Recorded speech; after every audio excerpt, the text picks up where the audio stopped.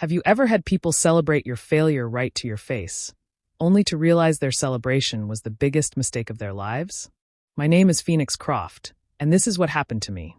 It was a Friday evening, and the office was strangely loud when I walked in.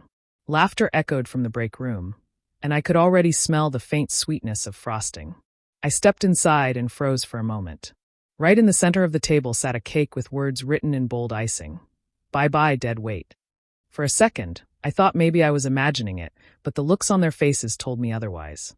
My supervisor, Mark, raised his glass and smirked as if he had just won a prize. To Phoenix, finally moving on to Rochester, he announced, his voice dripping with sarcasm. Chase, the loudest in the group, clapped dramatically while Skylar leaned against the counter, grinning like she had been waiting all week for this moment. They took turns making jokes. Chase said I should pack my anchor with me so I wouldn't drag down Rochester, too. Skylar laughed, saying maybe in a smaller town my boring ideas would actually get some attention. The room roared with fake cheer as if they had just been freed from a burden. Every word was meant to sting, but I stayed calm. Then Mark stepped forward with a slice of cake and placed it in my hands. Eat up, Phoenix. This is your farewell gift before you disappear forever, he said, his grin wide and cruel. The others chuckled, some raising their cups like they were at a wedding toast. I looked at the cake for a moment, then back at their smug faces. Inside, I felt a strange calm instead of anger. I knew something they didn't. I had been playing a quiet game for months, and they were about to find out how badly they had miscalculated. I smiled, genuinely smiled, for the first time in years. I lifted the plate slightly, as if to thank them for their effort. You know what? I said slowly, my voice steady. I really appreciate the send-off. But don't worry, I'll see you all on Monday. The laughter stopped instantly. The room fell silent, the smiles fading into confusion. Chase frowned, Skylar tilted her head, and even Mark's glass froze halfway to his lips. They didn't understand what I meant, and that made it even better. I turned without another word and walked toward the elevator.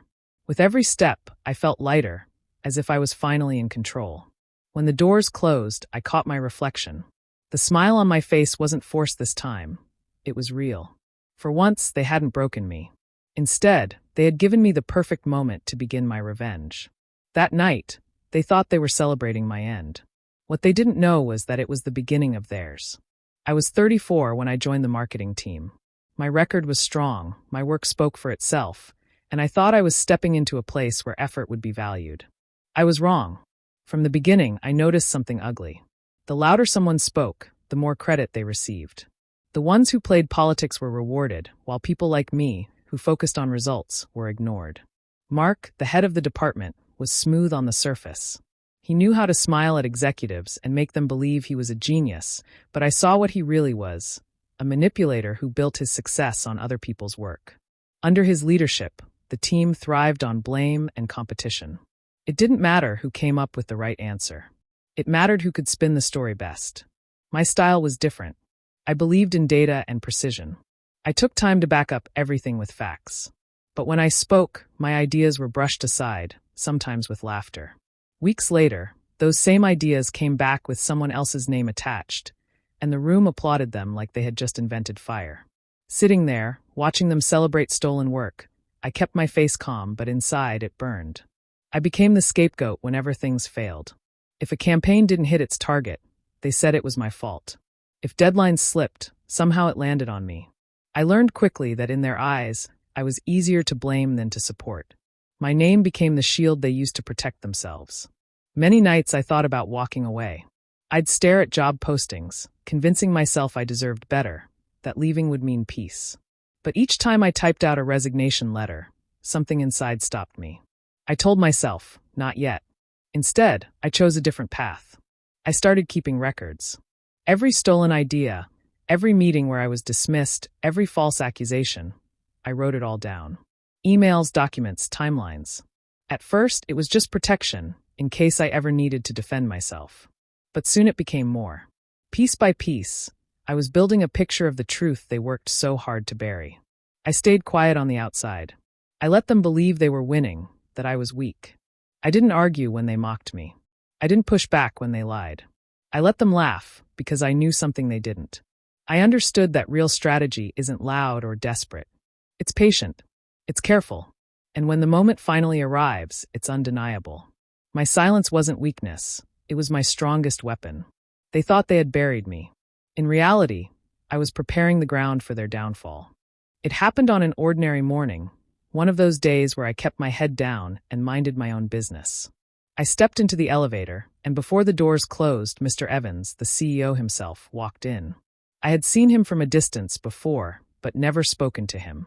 The ride was short, barely 40 seconds, but in that moment, I knew I had to choose. Stay silent like I always did, or speak up. I didn't waste time. I told him there were 3 big problems with the way our department operated. I didn't complain or make excuses. I gave him facts, straight to the point, and then I suggested practical solutions. His face didn't show much, but I could tell he was listening closely. By the time the elevator stopped, he asked me to come by his office later that week. When I walked into headquarters, I carried folders filled with reports I had been collecting. Months of late nights, carefully saved numbers, comparisons, and projections were finally being put to use. For the first time, I laid it all out in front of someone who mattered. I explained where money had been wasted, how campaigns had been mismanaged, and how simple changes could bring results. I wasn't nervous. I was steady because I knew I wasn't making guesses. I had the evidence. Mr. Evans listened without interrupting. Every few minutes, he asked sharp questions, testing whether I really understood what I was saying. I answered each one with the same calm tone, backing it with the research I had done. When I finished, he leaned back in his chair, silent for a moment, then smiled. He told me what I had presented was more thorough than anything he had received from my entire department in years. That day changed everything. He offered me the role of Vice President of Marketing Operations. It was more than I had expected, more than I had even allowed myself to dream. But I didn't accept right away. I asked for one condition. I wanted the company to announce my move as if I had been transferred sideways to the failing Rochester office. No fanfare, no promotion. Just a simple note that I had been moved. He raised an eyebrow, curious why I would want that. I explained that I needed to see how my colleagues would react when they thought I had been pushed aside. I wanted their real faces, their unfiltered behavior, before I stepped back into the room as their leader. Mr. Evans considered it, then agreed. Walking out of his office, I felt lighter than I had in years. For so long, I had been the quiet one, the easy target. Now, I carried a secret that none of them could even imagine. They thought they had rid themselves of me. But in truth, I was about to return with more power than they could ever handle. My silence had led me to this moment, and soon they would learn what it had been hiding. Monday came faster than I expected. I walked through the glass doors of headquarters, carrying nothing but a small folder. The receptionist greeted me politely and directed me to the top floor. When I stepped into my new corner office, the city stretched out beneath the windows. The room was quiet, the air heavy with the kind of authority I had never been allowed to taste before. My phone buzzed on the desk. Skylar's name flashed across the screen, her message full of laughing emojis and a snide remark about the mystery VP they were all nervous to meet. More notifications followed, half jokes, half gossip, from the same people who had mocked me for years. I let the phone rest face down. Their words no longer carried weight. At exactly 9, I opened my laptop and set up the scheduled video call. On the screen, the regional office appeared. Everyone was there, seated in the same conference room where they had laughed at me countless times. The moment was strangely still, no laughter, no noise, only waiting. I adjusted my tie, kept my expression calm, and began. Good morning. I am your new Vice President of Marketing Operations. My voice was steady, measured, leaving no room for doubt. For a second, they didn't move. Mark's smile froze mid-gesture. Chase looked like he had been caught mid-joke, and Skylar's usual smirk slid right off her face. The silence that followed was louder than any insult they had ever thrown at me. Their eyes shifted between each other, searching for some explanation that didn't exist. I continued without pause, laying out the changes ahead. The department would be restructured immediately. Every role, every responsibility, every system of reporting would now follow a transparent process. There would be no more shortcuts, no more hidden numbers, no more games. I didn't raise my voice. I didn't need to. The weight of my words came from the authority behind them. No one interrupted. They just sat there, pale and tense, as if the ground had shifted beneath their feet. The call lasted less than 20 minutes, but each second pressed down on them harder than the last.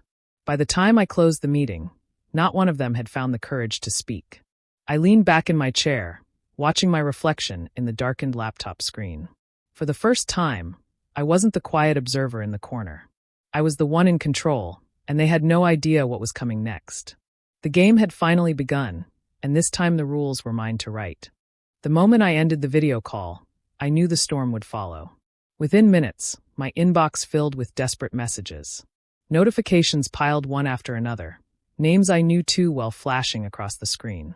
Mark's emails came first, polished but rushed, full of compliments he had never given me before. Chase sent clumsy attempts at jokes, trying to smooth over the shock. Skylar wrote long, dramatic paragraphs about wanting a fresh start and how excited she was to work under my leadership. I didn't answer a single one. I closed the inbox and let the messages sit unread. Their sudden change of tone didn't fool me. I had seen their real faces too many times to fall for this performance. The calls started soon after. My desk phone rang nonstop, then my cell buzzed again and again. Each time, I let it go to voicemail. The silence on my end was louder than anything I could have said. They weren't reaching out because they respected me. They were terrified of what came next. Instead of wasting time on them, I logged into the project management system. It was chaos. Tasks that had been ignored for weeks were suddenly being updated. Files were uploaded in a rush, half-finished reports dumped into folders that had been empty for months. The frantic activity told me everything I needed to know. They were scrambling to cover their tracks. Watching them race against a clock they didn't understand almost made me laugh. By afternoon, the messages grew more frantic. Mark tried every angle. Emails that sounded friendly, then ones dripping with formality, as if flattery would undo years of lies. Chase sent me memes and half-baked apologies. Skylar's notes shifted from cheerful to pleading, each one longer than the last. Still, I kept my distance. Evening came, and my phone lit up with Mark's number. This time he didn't leave a message. He kept calling until I answered. His voice was light, almost forced, like he was trying to disguise his nerves. He said the party they had thrown was nothing but silly office humor, just a misunderstanding. Then he asked to meet privately before the Wednesday session, claiming it would help us align on strategy. I let him finish, then kept my response short. "I'll see you on Wednesday, Mark." With everyone else. No explanation, no opening for negotiation. The pause on the other end of the line was heavy, but I didn't give him a chance to recover. I hung up, set the phone aside, and leaned back in my chair. Their panic was only beginning. For years, I had been forced to watch them take from me without consequence. Now, they were the ones scrambling, and I didn't need to lift a finger. All I had to do was wait. Wednesday would come, and the real reckoning would begin. When Wednesday came, I left headquarters early and drove to the regional office. The building that once felt heavy with judgment now seemed smaller, weaker, almost fragile. As I walked through the doors, not a single person spoke. The usual chatter that had filled the halls was gone. Chairs squeaked, papers rustled, but no voices greeted me. On my old desk sat a crooked sign with the words "Welcome Back" written in cheap marker. The letters looked rushed, careless, like a child had been told to fix a mistake. I didn't touch it. I headed straight to the conference room where the real work would begin. Mark was already there, seated at the head of the table as if nothing had changed. His posture was stiff, his hands tight against the armrests, but his eyes betrayed him. I placed a thick folder on the table and slid it toward him. Inside were reports, timelines, and presentations that proved his so-called biggest success had been built on stolen concepts and manipulated figures. The numbers didn't lie, and he knew it. His face lost its color as he flipped through the pages, each sheet stripping away the confidence he once wore so easily. The others filed into the room slowly, taking their seats without a word. I didn't waste time with pleasantries. I stood, looked around the table, and explained the new structure. This was no discussion, no debate. It was a directive. Zoe, who had worked tirelessly in the shadows, was finally recognized. I gave her the leadership role she had earned through steady effort, not noise. Her eyes widened in disbelief, and for the first time, she allowed herself a small smile. Then I turned to the ones who had poisoned the environment for so long. Mark was relieved of his title and stripped of authority. The pride in his eyes collapsed into a cold emptiness as the weight of reality hit him. Chase, who had made a career out of mocking real work, was assigned to data entry. The very task he had ridiculed was now his responsibility, and there was no escape. Skylar's turn came last. I placed her under the supervision of the junior designer, whose creativity she had stolen again and again. The shock on her face was almost theatrical. The silence that followed was heavier than any argument. No one dared protest. They understood this wasn't revenge shouted in anger. It was order being restored. Every role was redefined with purpose, every assignment a mirror reflecting who they truly were. I closed the meeting with a clear reminder. From this moment on, results would speak louder than noise. No shortcuts, no tricks, no stolen credit. As I left the conference room, I could feel the shift in the air. The reign of mockery had ended. For years, they had treated me like an outsider. Now they sat under the very system they had mocked, forced to live in the fairness they once denied. The reckoning had begun, and this was only the first step. I began the private meetings that same afternoon. Each person entered the office one by one, carrying nervous energy they couldn't hide. The group setting had silenced them, but I wanted to hear what they would say when the spotlight fell on them alone. Chase came first.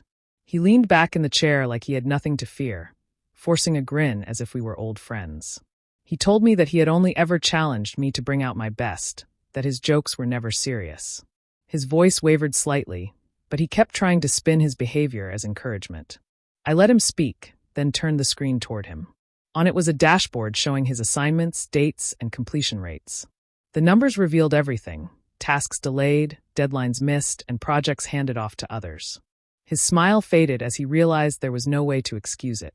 I told him that from now on, every responsibility would be tracked in this system, and there would be no room to hide. He nodded silently, his bravado gone. Next was Skylar. She entered with a different tactic, softening her tone, trying to sound supportive.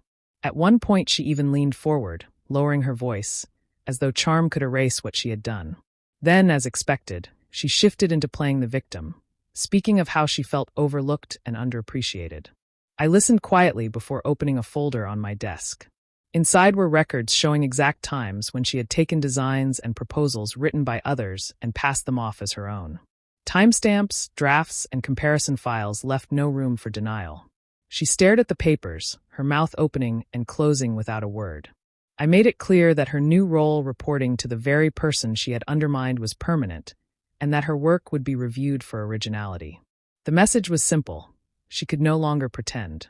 One after another, the rest of the team followed. Each walked in with excuses prepared, some with smiles, others with trembling voices. But no matter the story they tried to tell, I had evidence ready. Every inflated claim, every shortcut, every false achievement had been mapped out. Their new assignments were not punishments shouted in anger. They were carefully chosen positions that matched their real abilities. For the first time, they would be forced to stand on their own work instead of hiding behind lies. By the end of the day, the pattern was clear. The ones who had once been loud and dismissive were now exposed. They couldn't deny the truth placed in front of them. Their power came from deception, and without it, they had nothing left. As I closed the office door that evening, I knew the shift was complete. They finally understood that the old games were over. From this point forward, the only way to survive in the department was through honest effort.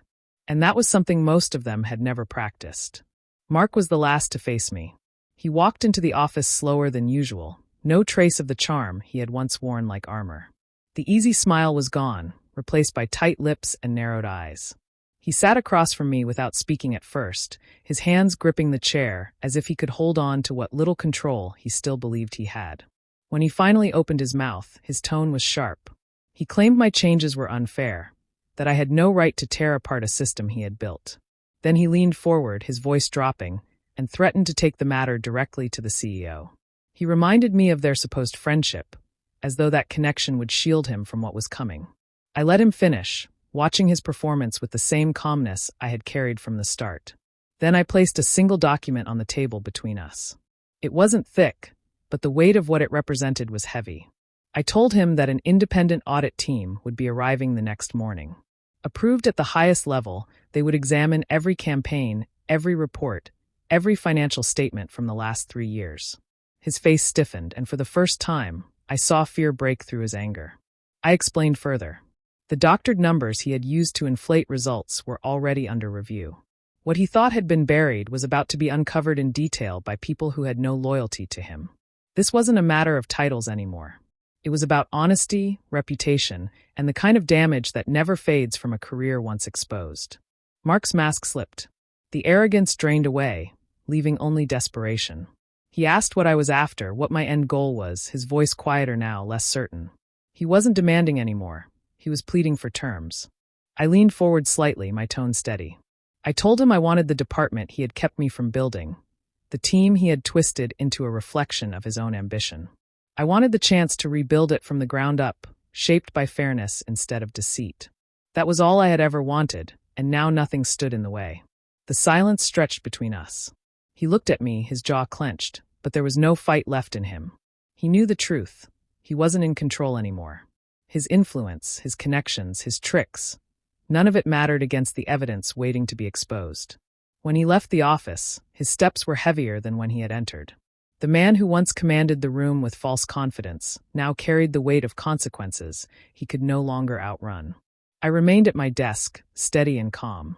The final confrontation was over. What came next would not be decided by words, but by truth. When the audit team arrived, the atmosphere in the office shifted overnight. Files were pulled, numbers were rechecked, and conversations that once carried arrogance now turned to whispers of fear. It didn't take long before the truth became too heavy for some to carry. Mark was the first to fold. Instead of facing the questions lined up against him, he submitted a resignation letter that tried to paint his exit as a personal decision.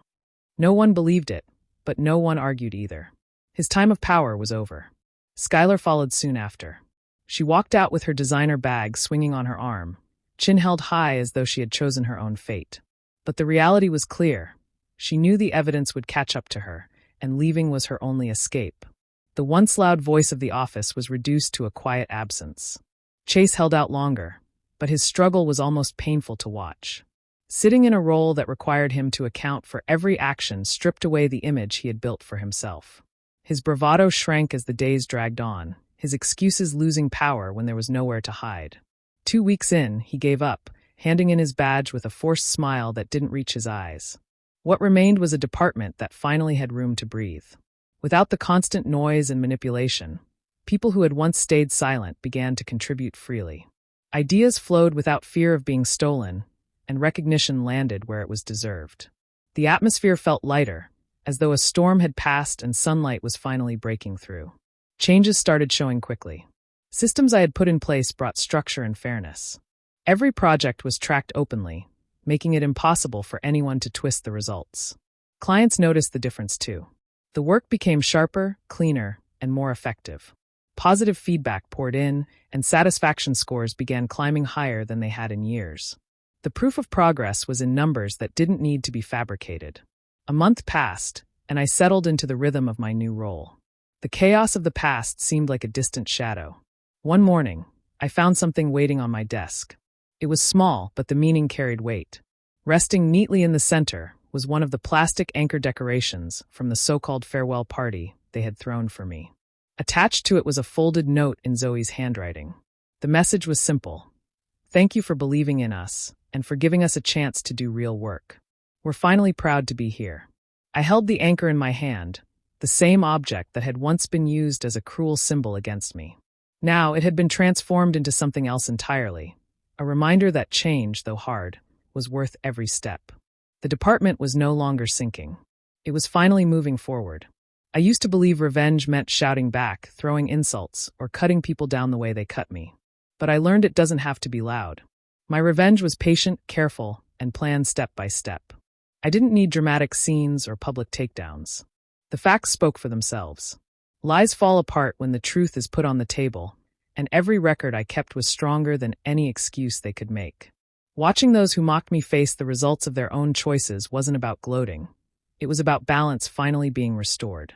What mattered more was what grew from the silence they left behind. The department transformed once the noise and manipulation were gone. The people who had been overlooked finally had a voice. Ideas that once got laughed at turned into projects clients praised. Real progress showed that honesty was not only possible, but far more effective than deception ever was. I still remember that farewell party. The cake, the clapping, the smirks, they thought they were celebrating my disappearance. What they didn't realize was that they were cheering for the beginning of their own fall. That night, while they believed they had won, the truth was already moving into place. The irony still makes me smile. What I'm proud of isn't that they walked away in shame. It's that I never stooped to their level. I didn't need tricks or lies. I relied on patience, on evidence, and on the certainty that truth always finds its way through. That choice gave me something far more valuable than revenge. It gave me a team built on trust. They called me an anchor dragging them down. What they didn't know was that I was the foundation waiting for my moment. The difference between sinking and rising wasn't arrogance. It was quiet discipline and the records they thought I'd never keep. The greatest revenge wasn't watching them lose everything. It was building something stronger, fairer, and lasting. Not just a new title or position, but an environment where people could finally create without fear of being stolen from or silenced. That was the victory I carried with me, a justice that didn't need shouting to be heard. Drop a comment below if you've ever had a workplace experience like mine. I'd love to hear how you handled it. And subscribe for more stories where patience, truth, and timing bring the justice people never saw coming.